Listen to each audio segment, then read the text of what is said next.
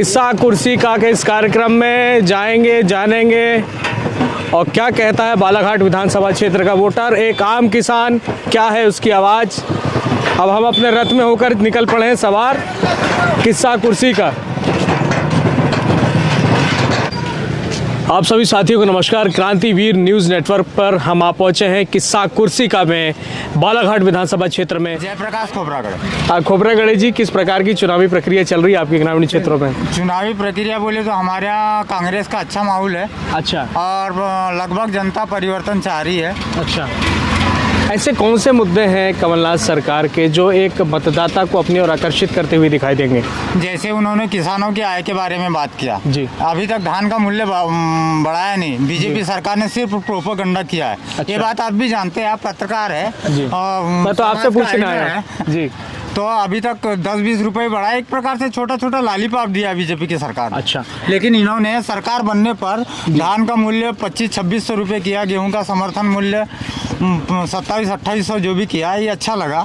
15 महीने की सरकार आप सभी लोगों ने देखी। इसके पूर्व में कमलनाथ सरकार कर्जा माफ हुआ, इसमें मैं भी आप लोगों का किसी में से कर्जा माफ हुआ भैया? आप लोगों में से किसी का? 42,000 का मेरा कर्जा। आपका हुआ भी? हाँ, मेरा भी कर्जा हुआ है। अच्छा, 21,000 कांग्रेस ही है सर? देखो ही ना। अच्छा, ठीक है लेंगे। देखिए, पहले आप किसान हैं, उसके बाद आप किसी पार्टी के कार्यकर्ता हैं। बिल्कुल सही। भैया क्या नाम है आपका? नौजवान है आप? मेरा नाम मनोज भोंगाड़े है। मनोज भाई, एक नौजवान है आप। अपने ग्रामीण क्षेत्रों में ऐसी क्या कुछ खास परेशानी आपको समझ में आ रही है? परेशानी तो अभी वर्तमान में कुछ तो नहीं है, लेकिन परिवर्तन होना चाहिए। अच्छा, कैसा परिवर्तन चाह रहे हैं आप इस बार? यानी वही सरकार बदलना चाहिए, हर 5 साल में चेंज होना चाहिए। अच्छा, बालाघाट विधानसभा से वर्तमान में 3-4 प्रत्याशी अभी सामने हैं। किन प्रत्याशी जो आपके क्षेत्र में एक्टिव नजर आ रहे हैं? क्षेत्र में अभी वर्तमान में तो चलना चाहिए पंजाब। बोले तो अनुभा जी का जी जोर यहाँ पे चल ही रहा है, भुट्टे में उनका ही जोर चल रहा है जी। और सरकार अब ऊपर बनेंगी कमलनाथ जी की जी, बस। अच्छा, हमारे बीच में एक नौजवान भैया जुड़ चुके हैं। भैया क्या नाम लिखते हैं? मैं राजेश बिगनवाल लिखता हूँ भैया। राजेश भैया, किस प्रकार के चुनावी मुद्दे इस बार एक मतदाता को मतदान करने के लिए आकर्षित करेगा वास्तविक विषयों पर? भैया सबसे पहले तो मैं बेरोजगारी सबसे मेन मुद्दा रहेगा, क्योंकि हम बेरोजगार हैं, हम शिक्षित हैं, हम युवा हैं, हम DED BEd है।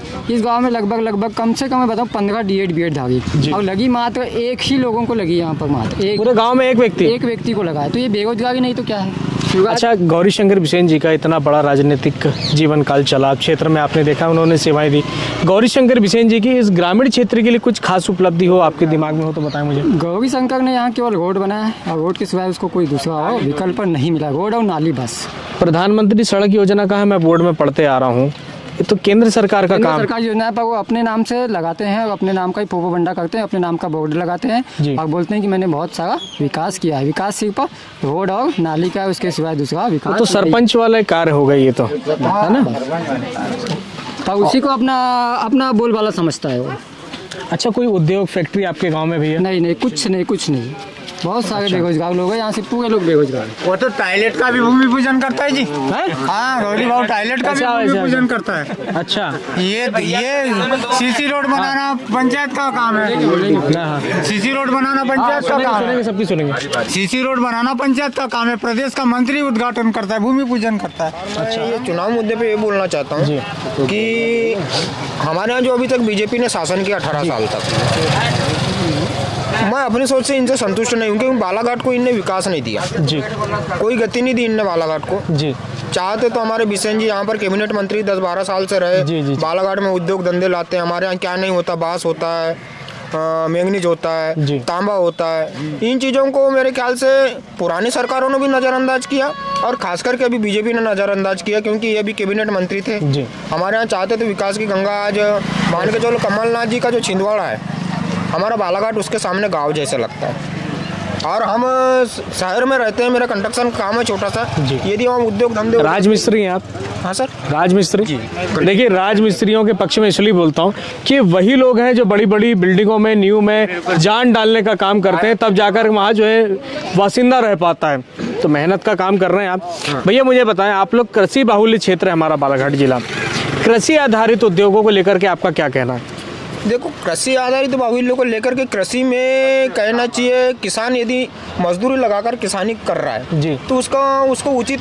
मोदी जी कहते हैं कि फसल किसान को एक लाभ का धंधा हम बनाएंगे, तो क्या इस प्रकार की चीजें दिखाई दे रही है? नहीं, वो जो भी कर रहा है किसान कर रहा है, सरकारी योजना से कोई लाभ नहीं मिल रहा है। प्रधानमंत्री जी ने 6,000 रुपये किसान सम्मान निधि, लाडली बहनों को 1250 रुपये शिवराज जी की सरकार दे रही, ये क्या विषय इस प्रकार के चुनाव में कोई लाभ का समाज दिखाई देगा? ये जो चीज है ये लॉलीपॉप है। अच्छा, 6,000 हम किसान को क्यों दें? किसान के धान का रेट बढ़ा है, उसको सोडा कम रेट में दें। अच्छा, अभी घोषणा पत्र में भैया 3,000 रुपये समर्थन मूल्य का रेट भाजपा ने किया है, ये क्या किस प्रकार देखते हैं आप इस चीजों को? देखो, ये लॉलीपॉप है। अच्छा, अपन किसी चीज का समर्थन मूल्य मान लो 2,000 रुपए, उसको एक साथ इनका बोलने का एक कारण जुआ खेल रहे हैं राजनीति में। कमलनाथ जी ने 2,500 रखा, इनने 3,100 कर दिया। अच्छा, प्रतिद्वंदिता कर रहे हैं आपस में। बिल्कुल, ये अगर करना खोलना देना भी था तो इनको कहना चाहिए, इनकी 18 सालों से इनकी सरकार चल रही है और कहना चाहिए केंद्र में 10 सालों से इनकी सरकार चल रही है मोदी जी की। इनको पहले ही घोषणा कर देना था 3,100 रुपए कुंटल धान का, 2,700 रुपए गेहूं का। ये 3 दिन बचा है मात्र, बस कहना चाहिए मतदान को 17 तारीख को मतदान होना है। और अभी कहना चाहिए बिल्कुल शादी का कहना चाहिए कार्ड के सामान छाप करके इन लोगों ने कहना चाहिए गाँव कहना चाहिए पत्रिका बांट रहे हैं। इस प्रकार से गाँव की जनता के साथ में कहना चाहिए खिलवाड़ कर रहे हैं लोग। ये इतनी बुरी टाइप की राजनीति कर रहे हैं कि जिसकी कोई सीमा नहीं है। इतनी घटिया राजनीति कर रहे हैं लोग। और जो कहना चाहिए किसानों के साथ में कहना चाहिए जो धोखाधड़ी जो है, जैसे हमारे मंत्री महोदय है माननीय कहना चाहिए हमारे गौरीशंकर बिसेन जी, ये इतने सालों से कहना चाहिए यहाँ के कहना चाहिए प्रतिनिधित्व कर रहे हैं, जिससे कहना चाहिए इन्होंने कई बार घोषणाएं की है कि कागज का कारखाना आपके बालाघाट जिले में, शक्कर की फैक्ट्री कहना चाहिए आपके बालाघाट जिले में। ये सब कहाँ है ये है? यानी मतदाता बिल्कुल चूतिया कि आज अगर नहीं जागे मतदाता तो भविष्य में कभी नहीं जागेगा नहीं। इसीलिए कहना चाहिए टोटल यहाँ पे पंजा ही गिरेगा, पंजा के अलावा कुछ नहीं चलेगा नहीं। और बहुत सारी चीजें बोलने के लिए मोदी जी ने 15-15 लाख देने को, मैं पूरी बात सुनूंगा, पूरी बात बताओ। 15 आप ही को सुनने आया हूँ। 15 लाख देने को बोले थे। मेरे घर में 5 सदस्य हैं और उन्होंने कहना चाहिए वादा की हमारे से कि कहना चाहिए कि सभी लोग कहना चाहिए जनधन योजना में 100-100 रुपए में खाता खोलो कह के। हमने सभी लोगों ने खाता खोले। और दूसरी बात 15 लाख देने के लिए बोला उन्होंने।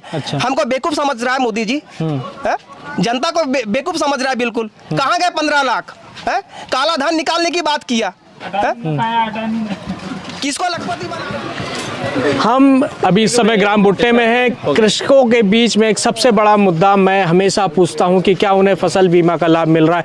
भैया, आप लोगों को फसल बीमा का लाभ मिलता है क्या? आपके क्षेत्र में विकास हुआ क्या? विकास नहीं हुआ, निकास हुआ है बस। भैया, फसल बीमा का लाभ मिला है आपको? नहीं, हर साल फसल बीमा कटवाता हूँ मैं। ऑनलाइन कट जाता है, उसकी कोई रिसिप्ट मिलती है? स्वयं कटवाता। अच्छा, कटवाते नहीं आप। लाभ मिलता है? लाभ मिलेगा कि कितना कटवाया? लाभ मिला? नहीं मिला। देख रहे हैं, प्रत्यक्षम किम प्रमाणकम, प्रत्यक्ष को प्रमाण की आवश्यकता नहीं होती।